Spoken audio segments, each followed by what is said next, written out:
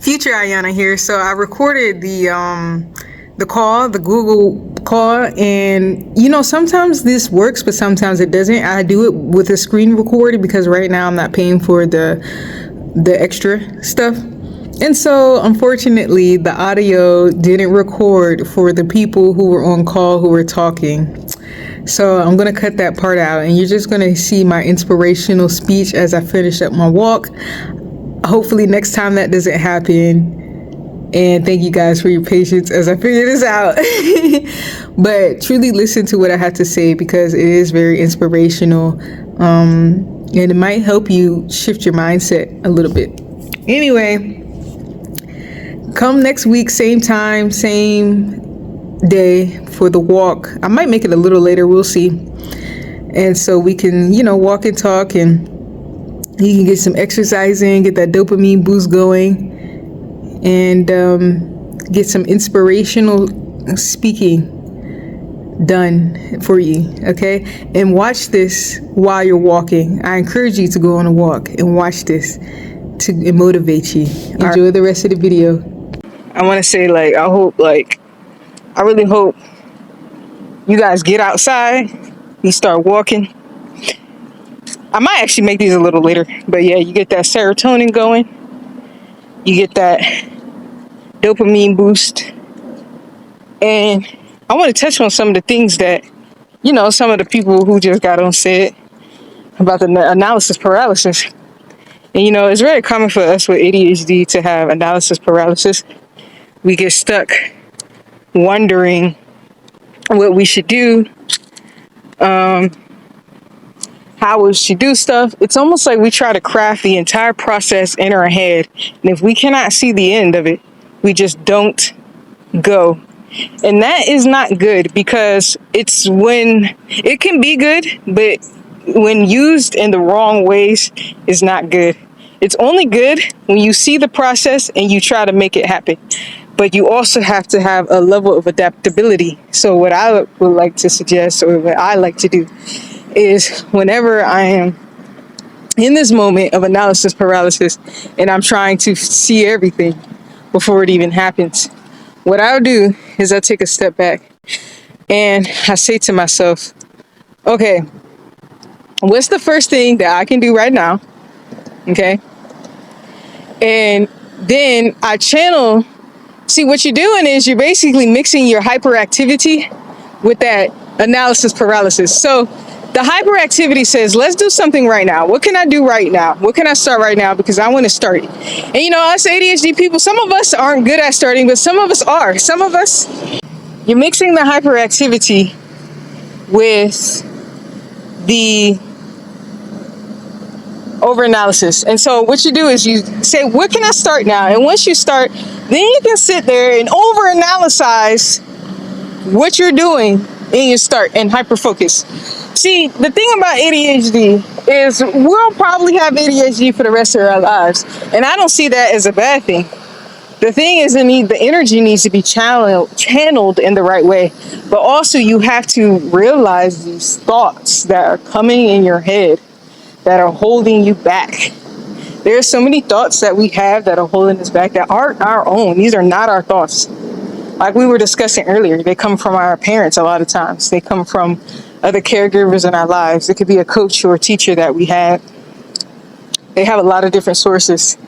And if you get too caught up in these thoughts from other people, that's what leads you to analysis paralysis. And you never get anything done. You never get anything done because you're scaring yourself. You're living in another person's reality, essentially.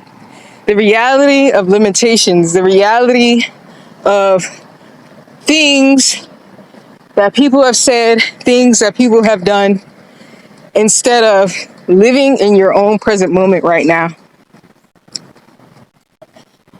When you living in a present moment, that's when you can start to ask yourself, what can I do today? What can I do now? But if you're too busy living in the past, then you're going to keep yourself stuck in the loop of overanalyzing.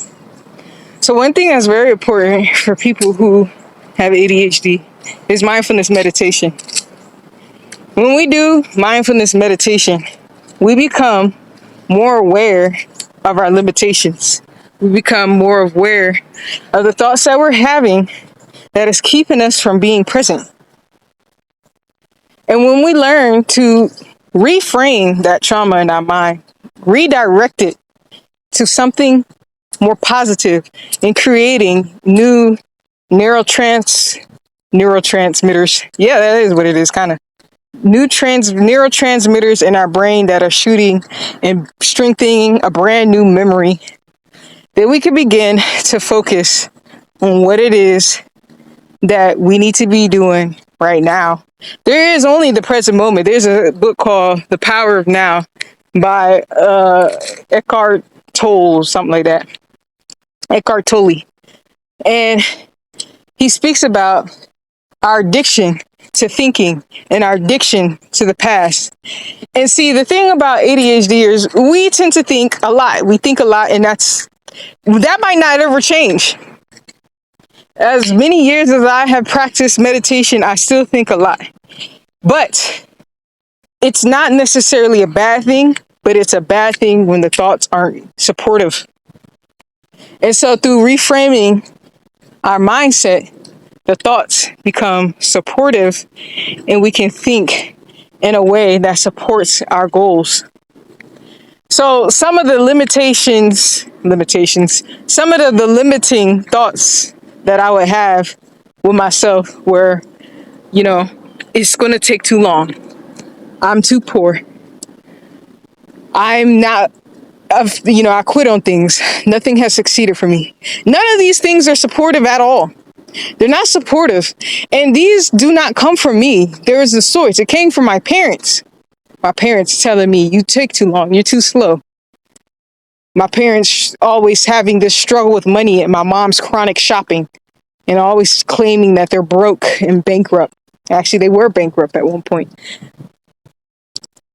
You know what I'm saying? So these things became imprinted in my mind and I strengthened these thought patterns to the point of limiting myself from my greatest potential. They weren't my own. Let me repeat this. These thoughts are not your own. Once you learn to liberate yourself from the idea that these thoughts are your own, you will begin to realize your power to let it go. Once you realize how much these thoughts are not your own, you will liberate yourself. You will learn to detach from them. Just like people are in your life that are not supportive of you, that are toxic to you, that do not help you, that hold you back, that do all these things that aren't good. You get to a point, most of us, when we learn to become a healthier version of ourselves, we learn to let these people go and forget about them. We cut them off from our lives, and slowly but surely we forget about them and their toxicity and move on. You could do the same thing with your thoughts, but not if you keep thinking them over and over again. It's like visiting that same friend that's holding you back. This is not your friend, this is your enemy, and you're hanging out with it, you're playing with it, you're talking to it. You have to learn to get to a point of mindfulness, of becoming aware of it, and then changing it, make a new friend. So how I was always saying things like, I never get anything done, I never have enough money, I'm too poor. I started to become aware of that. First I became aware of it. I saw it. It was crazy. I would look back at old videos of myself.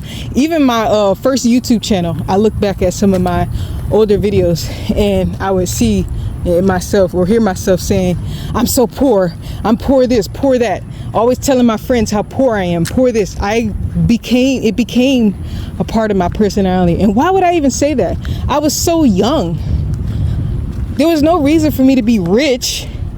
There was no reason for me to be poor. I was still becoming who I was. And to claim that as a part of me was just not motivating me. It wasn't bringing me where I wanted to be. And because I claimed that as part of my personality for so many years, I became poor and poor and poor and poor until I became so poor I couldn't live anywhere but in my car.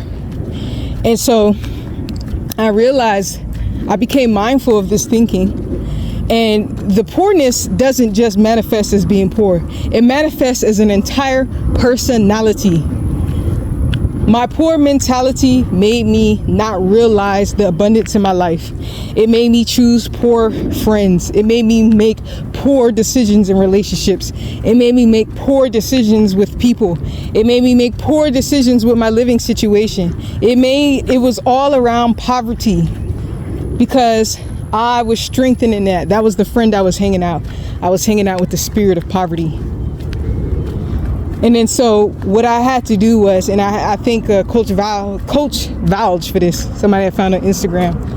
She said to me on a call that you have had this for a long time and it's time for you to let it go. And she told me a blurb, and I'm gonna put it on the screen because I can't remember off the top of my head, about basically a new thought transmitter process. Y'all hang with my wording. I know it's janky right now. To implement into my mindset, to become part of my subconscious and later conscious mind that shifts me out of that poverty mindset. And the more I shifted myself out of that, the more that I saw abundance come in my life, and the more I saw the wealth in myself. Remember how I said I claimed poverty? Not only did I make poor decisions all around, I saw myself as a product of poverty. So much so that I didn't see how I was worth investing in. I didn't invest in myself because I'm poor, and poor people don't have money. Poor people aren't deserving of money, and so I'm not worth anything. I became the epitome of poverty, no worth. And when I stopped that, I realized, yes, I need to start investing in myself. I need to start letting go of that I'm poor mindset of claiming that poverty as who I am, because that's not who I am. You could change your personality. In the wise words of, I forgot his name right now. I put it on the screen maybe. Nah, I'm not doing that. But you could change your personality. Joe Dispenza, that's his name. Your personality can be changed, but you got to start with making new neurotransmitters in your brain, new neurotransmitting pathways in your brain. Anyway, y'all, I'm about to wrap this up soon because y'all starting to see the next week's trail.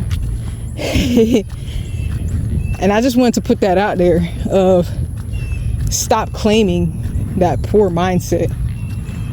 You know what I'm saying? Because,